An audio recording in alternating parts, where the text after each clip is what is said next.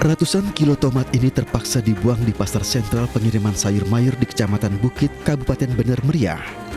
Penampung sayur mayur ini terpaksa membuang ratusan kilo tomat yang dibeli dari petani akibat rendahnya permintaan keluar daerah yang turun hingga 70% dari permintaan normal. Harga tomat mengalami penurunan drastis, biasanya para penampung sayur membeli kisaran Rp3.000 sampai Rp4.000, namun saat ini turun drastis di kisaran Rp500. Mereka terpaksa membiarkan ratusan kilo tomat membusuk hampir setiap harinya karena tidak ada permintaan dari pembeli dari luar daerah. Karena perekonomian di masa pandemi COVID ini, perputaran ekonomi kurang, jadi masyarakat membeli sayur mayur ini sangat berat. Dampak pandemi tidak hanya terjadi di daerah. Di Jakarta, Pasar Tanah Abang tampak sepi pengunjung di masa perpanjangan PPKM level 4. Akibatnya sejumlah toko terpaksa tutup. Bahkan di sejumlah toko terpasang sejumlah tulisan yang menunjukkan bahwa toko dijual dan disewakan. Banyaknya pedagang yang terpaksa menyewakan kiosnya lantaran tidak mampu menanggung biaya operasional akibat sepinya pembeli dan omset menurun. Sejumlah pedagang yang bangkrut terpaksa menjual tokonya dengan harga murah. Pandemi banyak memberikan dampak negatif bagi masyarakat. Di Bandung, Jawa Barat, diduga terdampak PPKM, Ketua Harian Asosiasi Kafe dan Restoran Jawa Barat berusaha melakukan percobaan bunuh diri. Sementara itu di Jakarta, seorang pesohor media sosial, Dinar Kendi, menjadi sorotan setelah aksinya menggunakan bikini di pinggir jalan.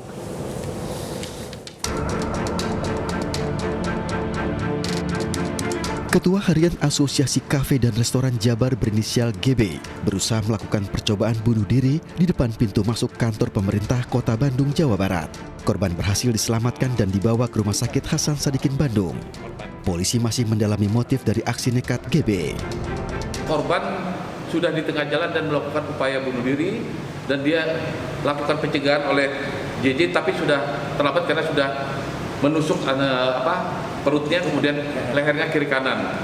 Saat ini begitu setelah kejadian, polisi mendapat kabar segera mendatangi TKP dan kita melakukan tindakan pertama di tempat kejadian dan membawa korban ke rumah sakit untuk mendapatkan pertolongan di rumah sakit. Dan saat ini Sebelum melakukan aksi percobaan bunuh diri, korban sempat mengirimkan pesan ke grup WhatsApp yang menyebutkan pemerintah Kota Bandung masih mengikuti peraturan pemerintah pusat tentang perpanjangan PPKM level 4.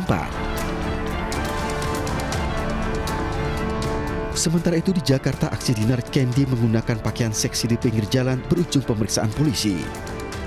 Polisi menangkap Dinar Kendi di kawasan Fatmawati, Jakarta Selatan untuk dimintai keterangan oleh unit PPA Polres Metro Jakarta Selatan. Kemarin sekitar pukul selepas maghrib lah ya, kita amankan yang bersangkutan. Setengah 10 malam ya. Setengah 10 malam kita amankan yang bersangkutan. Kemudian kita ambil keterangan untuk bisa mempertanggungjawabkan tentang video yang ada di yang viral di media sosial tersebut. Setelah ini kita akan nanti memeriksa beberapa saksi-saksi yang lain, termasuk saksi adiknya sendiri atau yang bersama di dalam kendaraan, karena memang yang memvideokan itu adalah adiknya sendiri yang merangkap asistennya dengan menggunakan handphone ini milik daripada saudara DM atau alias DC ini.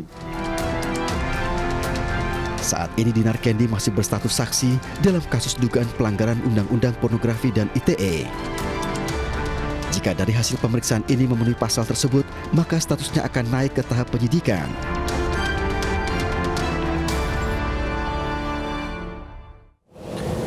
Cari sensasi hingga coba bunuh diri, itulah gambaran di lapangan bagaimana PPKM memberikan dampak negatif bagi sebagian pihak.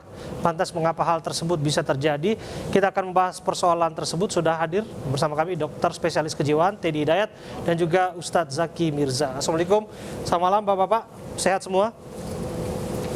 Waalaikumsalam warahmatullahi wabarakatuh. Ya, saya ke Dr. Teddy terlebih dahulu.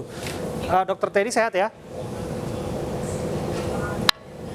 Ya, alhamdulillah. Artinya kalau berbicara soal kesehatan di masa pandemi ini, kita bisa pilah-pilah yang mana sehat secara fisik artinya tidak terpapar COVID-19, tapi kalau yang namanya paparan depresi akibat pandemi, semua orang nampaknya bisa kena. Itu dok, yang namanya tekanan kejiwaan di masa-masa pandemi seperti ini. Tapi saya akan memulai begini dok. Kalau menurut dokter, menyaksikan apa yang dilakukan oleh Dinar Kendi ini, cari sensasi atau benar-benar tertekan dan depresi?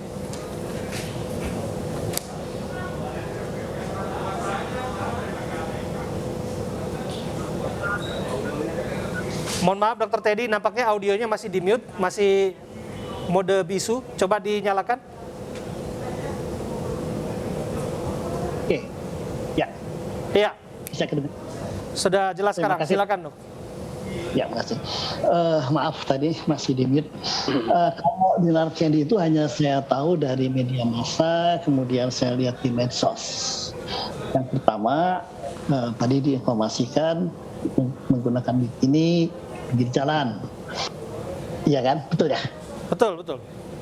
Ya, jadi dia melakukan sesuatu perilaku yang di luar, artinya tidak benar lah, tidak sesuai dengan norma aturan dan tidak pada tempatnya dan seterusnya. Nah, ini kita harus lihat juga sebenarnya ke belakang.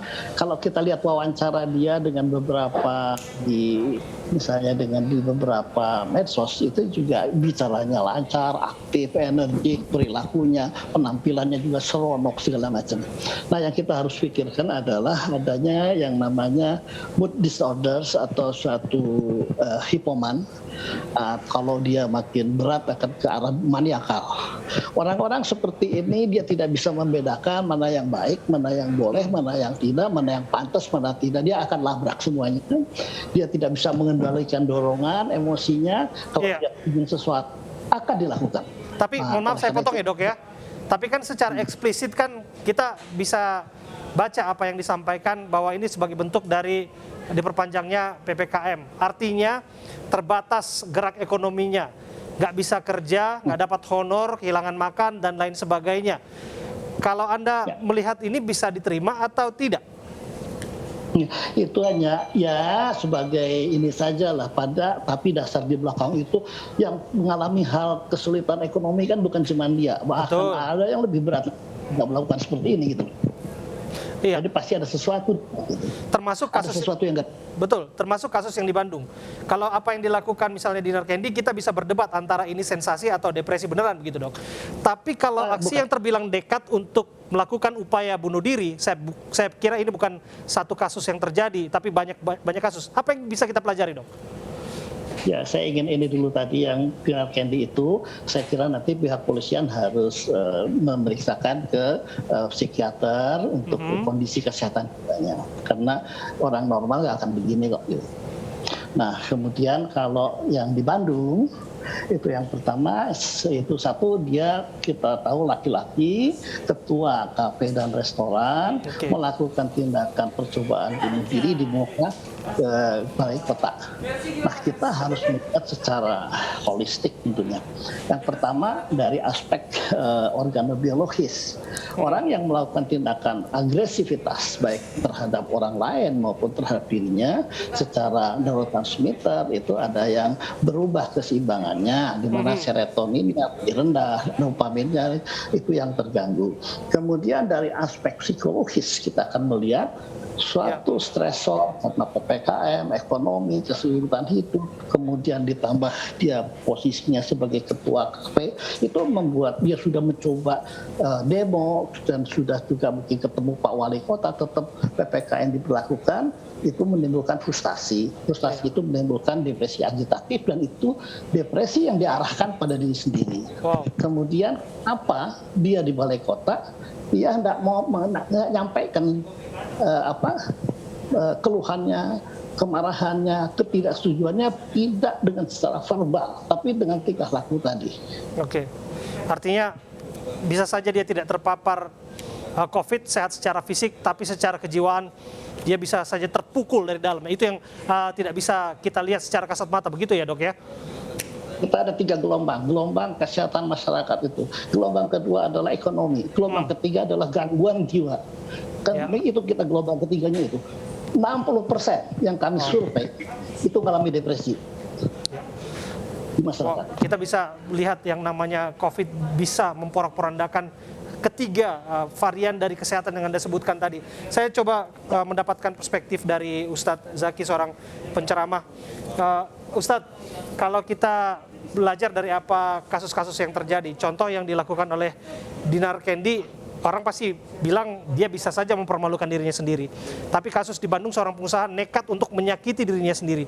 Tapi tidak sedikit juga kehilangan akal, melakukan aksi kriminal, mencuri. Karena memang sudah nggak ada harapan lagi misalnya, karena nggak ada sangat tertekan begitu. Bagaimana Anda memberikan tanggapan mengenai ini, Ustadz? Baik. Bismillahirrahmanirrahim. Sekarang ini lagi ngetren banget ya istilah milenial, anak muda kena mental.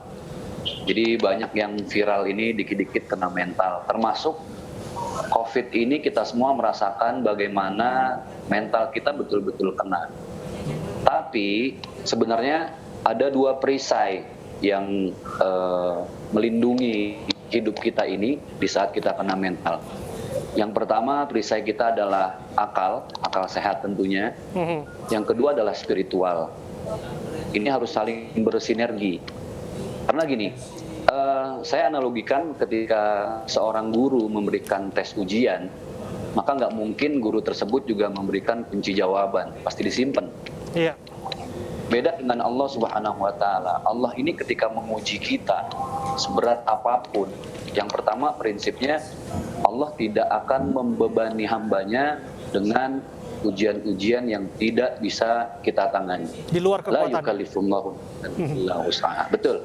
Di luar kemampuan kita. Itu yang pertama. Kemudian yang kedua, apa kunci jawaban dari Allah Subhanahu wa Ta'ala? Karena Allah sudah menegaskan setiap manusia itu ketika diberi kesempatan hidup oleh Allah pasti juga akan diberi ujian. Logikanya ketika jadi manusia harus siap diuji. Kalau tidak siap diuji jangan jadi manusia. Kunci jawabannya adalah ketika Allah memberikan informasi wa basyiris sabirin, berikanlah kabar gembira kepada mereka yang terus bersabar. Nah, ini sangat erat kaitannya dengan perisai yang kedua tadi, spiritual. Lalu bagaimana supaya akal kita tetap sehat, spiritual kita tetap sehat? Nah, Allah kembali melanjutkan memberi kunci jawaban. Kenapa yang diberi kabar gembira itu orang-orang yang sabar? Siapa orang yang bersabar? Alladzina idza asabatuhum musibah qalu inna lillahi wa inna ilaihi raji'un. Orang yang ketika diuji seberat apapun oleh Allah, dia mengembalikan kepasrahannya hanya untuk Allah Subhanahu wa Ta'ala. Ya, jadi logikanya sehat, spiritualnya sehat. Ya, kalau saya garis bawahi ketahanan iman di situ ya, kaitannya dengan iman ini kan disinggung tadi perisai oleh Ustadz Zaki.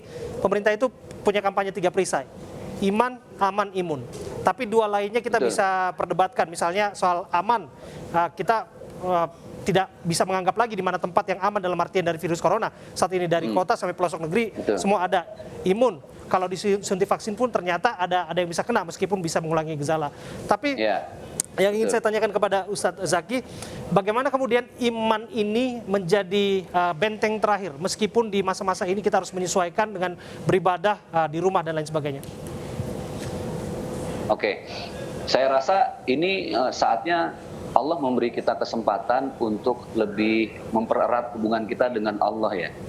Saatnya kita banyak-banyak mencuri perhatian Allah, karena bisa jadi sebelum masa pandemi ini mewabah, kita selalu jauh dari Allah, dari sisi ibadah ya. Karena lebih banyak di tempat kerja, lebih banyak nongkrong, kongko, lebih banyak meeting. Tapi dengan adanya nasihat dari Allah dalam bentuk COVID-19 ini, bagaimana Allah mau kita membenahi sisi ibadah kita yang selama ini mungkin sedikit kita abaikan. Atau jangan-jangan terlalu besar, terlalu sering kita abaikan. Kemudian yang kedua, ini kesempatan kita untuk memperbaiki muamalah, hubungan sosial. Kalau tadi ritual ya. Betul. Bagaimana dengan sosial? Saya melihat kita ini sebagai masyarakat terbagi menjadi 3 golongan dalam menghadapi wabah. Yang pertama adalah golongan yang alhamdulillah secara usaha pemasukan harian masih bisa, dia terus berputar. Ada golongan-golongan tersebut dari beberapa sahabat saya juga ada yang secara ekonomi usahanya terus berjalan. Yang kedua, ada sahabat-sahabat kita yang mau tidak mau ya harus makan tabungan yang selama ini ada, gitu ya. Itu pun masih alhamdulillah. Nah yang ketiga, ini yang perlu kita perhatikan dan mereka cukup prihatin. Mereka tidak bisa mendapatkan apa-apa kecuali dari kerja harian.